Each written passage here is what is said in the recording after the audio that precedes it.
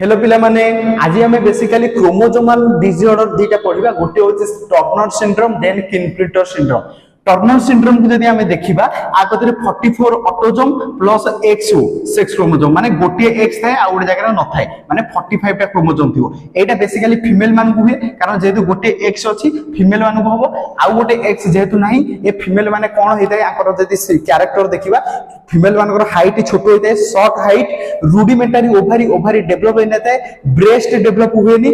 ये सब क्यारेक्टर थाए ए माने फीमेल माने स्टेराइल होता छुआ के जन्म कर परिबेनी। एबे देखिए क्लिनफ्लिटर सिंड्रोम इठी कौन होता है 44 ऑटोजोम प्लस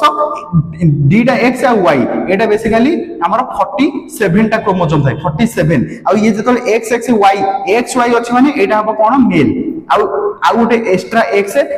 एक्स्ट्रा जो एक्स एक्स्ट्रा अछि ता माने